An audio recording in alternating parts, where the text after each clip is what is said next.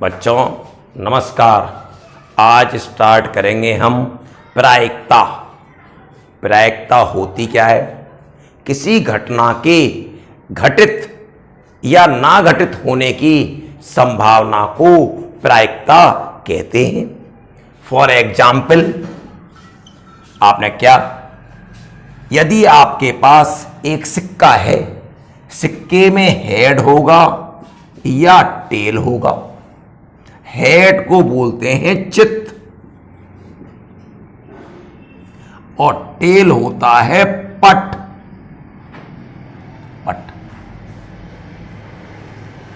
अब हेड और टेल आने की संभावना क्या होती है? समान होती है, क्योंकि एक तरफ उसमें हेड है और एक तरफ टेल है।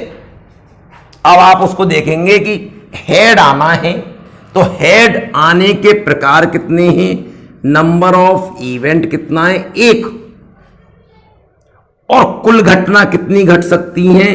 हेड या टेल, जिसे बोलते हैं नंबर ऑफ सैंपल स्पेस, और ये हो गई 2। तो क्या बना हमारा प्रोबेबिलिटी? प्रोबेबिलिटी होती है number of event upon number of sample space. ये घटना कितने प्रकार से घट रही है? 1/2। इसी प्रकार टेल आने की प्रायिकता क्या होगी? वो भी 1/2। यहां पर इसका मतलब है घटना के घटित होने के प्रकार, और ये कुल प्रकार, number of event, number of sample space. अब इसके आगे बात चलती है आपकी कि मान लो आपके पास डाइस है, अर्थात पासा, जो आप लूडो खेलते हो उसमें इस्तेमाल करते हो। उसमें नंबर 1 से लेकर 6 तक होते हैं, 3, 4, 5, 6। इसमें कोई सा भी आपसे अंक कह दिया जाए तो उसकी प्रायिकता क्या होगी? जैसे आपको मैंने कहा 3 आने की प्रायिकता। 3 कितने प्रकार से आ सकता है? 1। और कुल प्रकार कितने हैं? 6। तो यहां पर प्रत्येक अंक आने का प्रकार कितना हो गए? प्रत्येक अंक आने की प्रायिकता कितनी होगी? 1/6। यहां पर हेड या टेल भी एक समप्रायिक घटना है, दोनों की आने की संभावना समान है। यहां पर भी 1 से लेकर 6 तक कोई सा भी अंक आने की प्रायिकता समान है, जिसे हम कहते हैं समप्रायिक घटना। लेकिन यह होने के लिए आपके पास एक तो सिक्का होना चाहिए या डाइस होनी चाहिए फेयर। फेयर का मतलब होता है फेयर, न्याय संगत। नंबर 2, इसे आप सिमेट्रिकल भी लिख सकते हैं।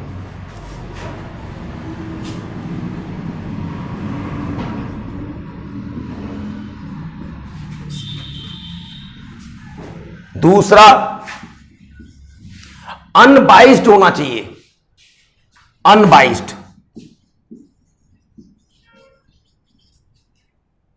जिसे आप कहते हैं अपक्षपातपूर्ण।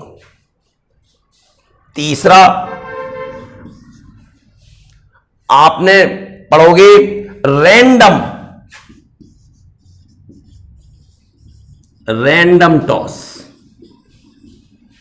रैंडम टॉस होता है जो बिना किसी रुकावट के हो, उसे रैंडम टॉस होगा। अनबाइस्ड, जो ऐसा नहीं हो, किसी एक और झुकाव हो, घिसा हुआ हो, मतलब वो बाइस्ड ना हो। तो इस प्रकार से ये तीनों बातें फॉलो करनी चाहिए। देखिए, आपने पढ़ा प्रोबेबिलिटी ऑफ इवेंट बराबर number of event upon number of sample space. अब किसी भी घटना में घटना के घटित होने के प्रकार सदैव नंबर ऑफ सैंपल स्पेस से कम होंगे या उसके बराबर हो सकते हैं। इसका मतलब इसका जो अंश है न्यूमरेटर हमेशा हर से छोटा होगा या बराबर होगा। Number of event always less than या equal to number of sample space. यदि ये दोनों बराबर हो जाएं, if n A equal to n S, तो उस घटना को कहते हैं हम निश्चित घटना। और यदि क्या बोलते हैं, निश्चित घटना, हटो यार, तो इसकी प्रायिकता कितनी हो गई, 1। तो निश्चित घटना की प्रायिकता सदैव 1 होती है। और जब भी एनी से बड़ा एनएस है तो हमेशा प्रायिकता क्या होगी, 1 से छोटी। और यदि असंभव घटना है, जैसे आपसे कहा गया कि पांसा है, पांसे पे 7 का अंक आने की प्रायिकता बताओ, पांसे पर 7 होता ही नहीं है। जब 7 होता नहीं है तो ये हो गई, ये घटना हो ही नहीं सकती। और जब ये घटना संभव नहीं है, जिसे हम बोलते हैं असंभव घटना, और असंभव घटना की प्रायिकता कितनी होती है, 0। और निश्चित घटना की प्रायिकता 1। बाकी जो भी प्रायिकता होगी वो 0 और 1 के बीच में आती है, या तो वो 0 से बड़ी होगी और 1 से छोटी। इसलिए प्रायिकता 0 से बड़ी होती है या बराबर, और 1 से छोटी या उसके बराबर। इसके आगे करते हैं, निश्चित घटना का एक एग्जाम्पल और लेते हैं। जैसे आपसे कह दिया गया कि सप्ताह में रविवार पड़ने की प्रायिकता क्या होगी। अब आप निश्चित नहीं समझ पाए तो आप क्या करोगे, आप ये कहोगे मुझसे कि सप्ताह में एक रविवार पड़ता है, 1 बटे दिन कितने, 7। लेकिन ये गलत है, क्योंकि सप्ताह में रविवार निश्चित है कि हर 7वें दिन पड़ेगा, और जब निश्चित है तो वह निश्चित घटना हो गई। इसलिए सप्ताह में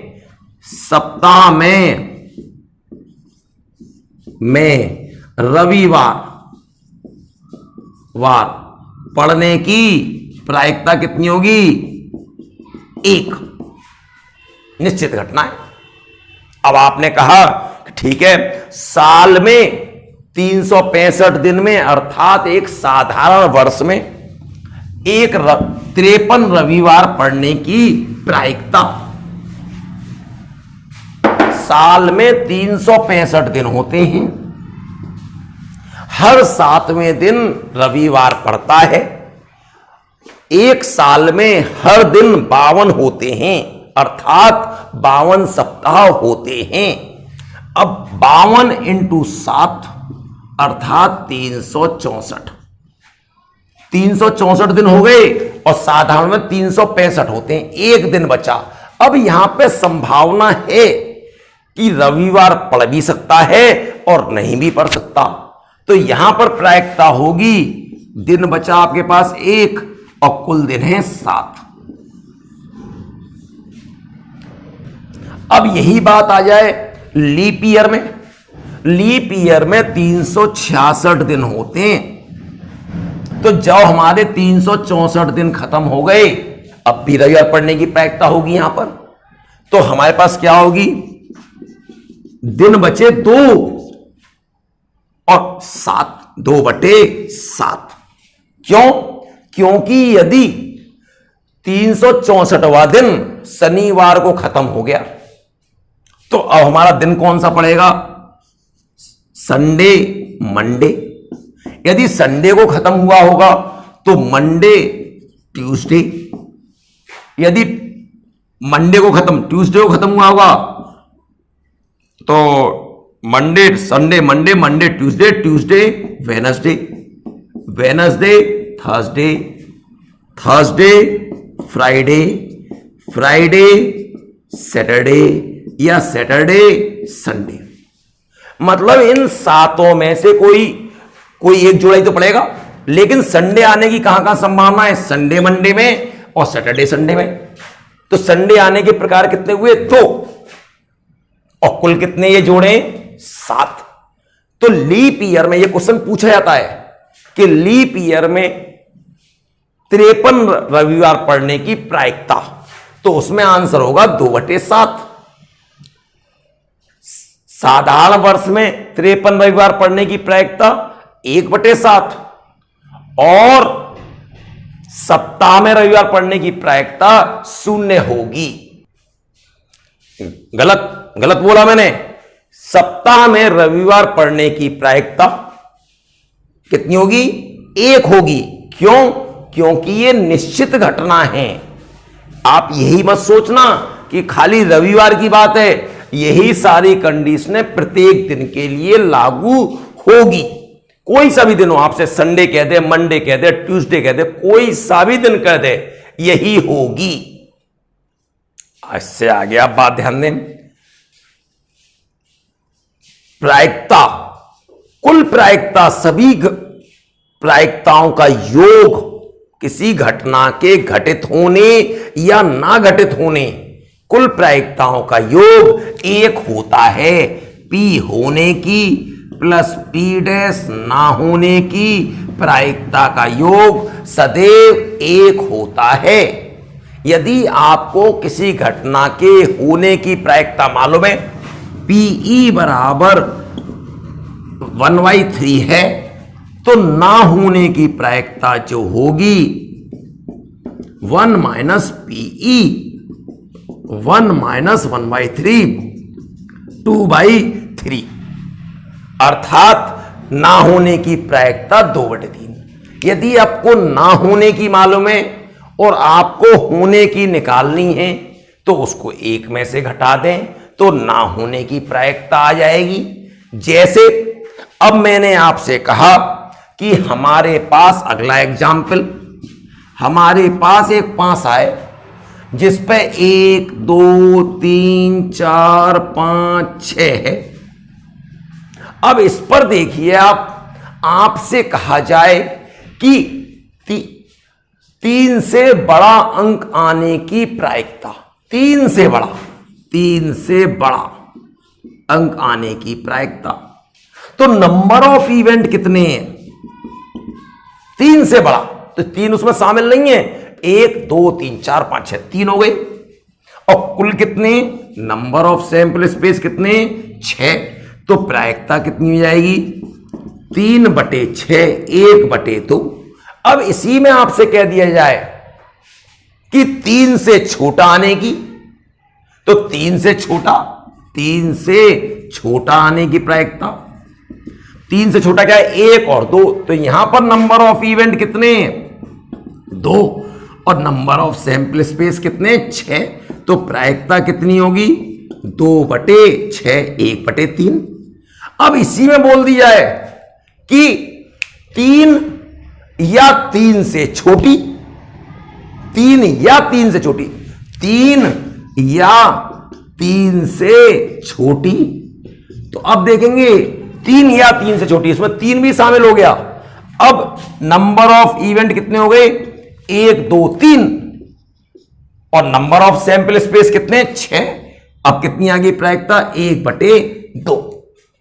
इस हिस्से में हमने खाली एक सिक्का लिया, एक पांसा लिया। अभी हमने ताश की गड्डी नहीं ली, हमने 2 सिक्के नहीं लिए, 4 सिक्के नहीं लिए, 2 पांसे नहीं लिए। इसके बारे में मैं अगले पार्ट में आपसे बात करूंगा, उसमें मैं सारी बातें आपको बताऊंगा।